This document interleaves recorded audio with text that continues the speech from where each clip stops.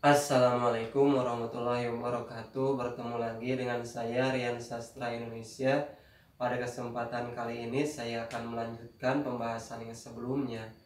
Yang kalau misalkan kalian itu menonton video saya yang sebelumnya, yaitu mengenai kaidah kebahasaan fabel.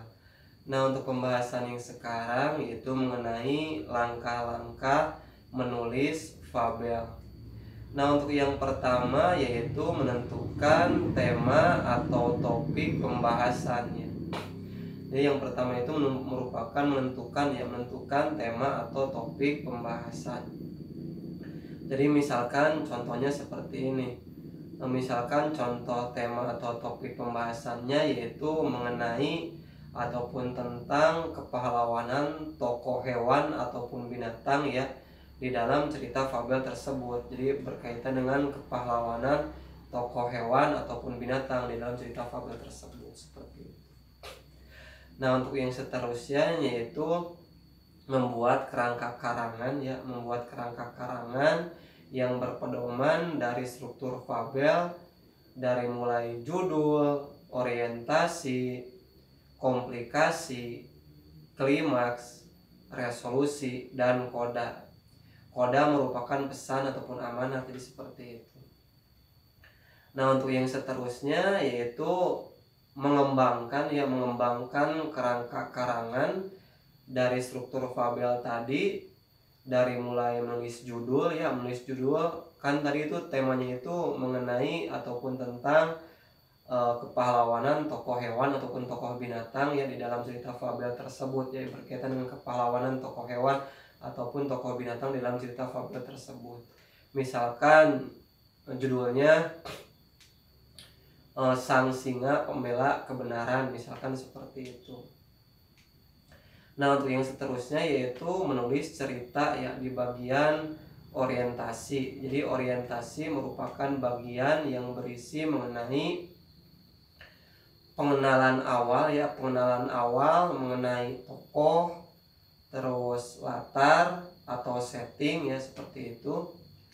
Jadi latar ataupun setting itu merupakan tempat, waktu, jadi latar atau setting itu merupakan tempat, waktu, dan suasana ya di dalam cerita fabel tersebut. Nah, seperti itu. Jadi berkaitan dengan bagian orientasi itu berkaitan dengan pengenalan awal mengenai tokoh, tempat, waktu, dan suasana dalam cerita fabel tersebut. Nah, seperti itu.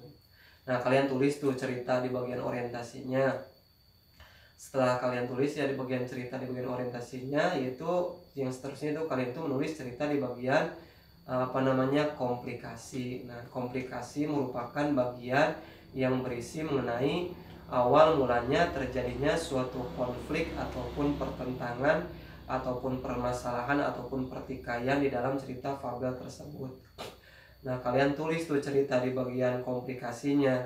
Setelah itu kalian tulis cerita di bagian klimaks ya. Jadi setelah tadi kalian nulis cerita di bagian komplikasi, seterusnya kalian itu menulis cerita di bagian klimaks ya. Jadi klimaks merupakan bagian yang berisi mengenai puncaknya suatu permasalahan ataupun konflik ataupun pertentangan ataupun pertikaian ya di dalam cerita fabel tersebut. Nah, kalian tulis tuh cerita di bagian klimaksnya.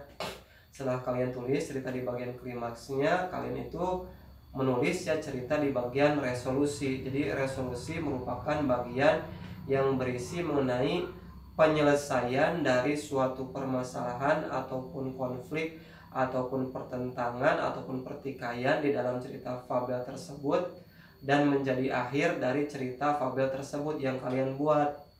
Nah, seperti itu. Jadi kalian tulis tuh cerita di bagian resolusinya yang merupakan bagian yang berisi mengenai penyelesaian dari suatu permasalahan ataupun konflik ataupun pertentangan ataupun pertikaian ya di dalam cerita fabel tersebut dan menjadi akhir cerita di dalam cerita fabel tersebut yang kalian buat. Nah, seperti itu.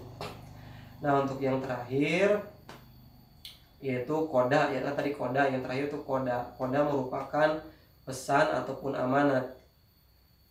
Jadi pesan ataupun amanat ini ya, jadi tergantung kalian ya, mau dituliskan ataupun mau tidak dituliskan itu tergantung kalian ya, sebagai pengarang ataupun penulis dalam cerita fabel tersebut.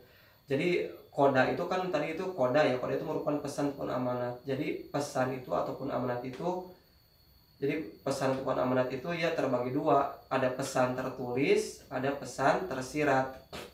Nah, apabila kalian itu ingin menuliskan mengenai pesan atau amanatnya itu di dalam cerita fabel tersebut, berarti itu termasuk dalam pesan tertulis. Jadi pesan tertulis adalah pesan ataupun amanat yang dituliskan secara langsung oleh penulisnya di dalam cerita fabel tersebut, dan biasanya itu dari segi penulisannya itu di akhir cerita ya, berada di akhir cerita atau setelah ceritanya itu berakhir mengenai pesan atau amanatnya. Kalau misalkan pesan atau amanatnya itu mau dituliskan secara langsung, dan itu disebut dengan pesan tertulis. Misalkan contohnya seperti ini. Kan tadi itu kan judulnya Sang Singa ya, Sang Singa Pembela Kebenaran. Jadi misalkan pesan atau amanatnya seperti ini, kalau misalkan mau dituliskan ya secara langsung, dan itu disebut dengan pesan tertulis. Misalkan contoh pesan amanatnya seperti ini.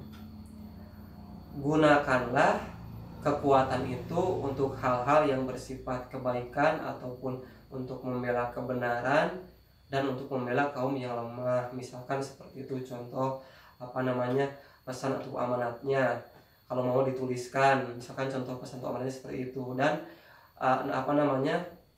kalau mau dituliskan itu disebut dengan pesan tertulis, dan dari segi penulisannya itu mengenai pesan atau amanatnya itu berada di akhir cerita, setelah ceritanya itu berakhir, seperti itu.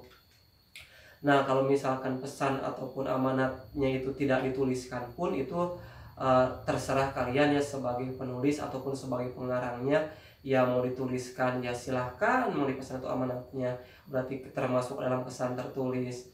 Ya kalau tidak dituliskan juga tidak masalah ya, itu tidak masalah, itu tergantung kalian sebagai penulis atau pengarangnya. Nah, jadi kalau misalkan pesan atau amanatnya itu tidak dituliskan secara langsung, berarti itu termasuknya ke dalam pesan tersirat. Jadi pesan tersirat yaitu pesan ataupun amanat yang tidak dituliskan secara langsung oleh penulisnya ya di dalam cerita fabel tersebut, namun berasal dari isi kandungan ya. Jadi pesan tersirat merupakan pesan ataupun amanat yang tidak dituliskan secara langsung oleh penulisnya ya di dalam cerita fabel tersebut, namun berasal dari isi kandungan dari cerita fabel tersebut yang kalian buat, seperti itu. Dan nantinya itu pembacanya itu mengetahuinya mengenai pesan ataupun amanatnya itu dengan cara membaca terlebih dahulu cerita fabel kalian itu ya dari awal hingga akhir cerita, baru pembacanya itu nantinya itu bisa setelah dipahami ya baru bisa menyimpulkan ya mengenai pesan ataupun amanat yang disampaikan dari cerita fabel tersebut yang kalian buat. Nah, maksud dari pesan tersirat itu seperti itu. Jadi terserah kalian ya sebagai penulis atau pengarangnya yang mau pesannya itu mau secara tertulis ataupun mau dituliskan secara langsung, ataupun mau pesannya itu secara tersirat ya, ataupun tidak dituliskan secara langsung ya, seperti itu mengenai pesan untuk amanatnya.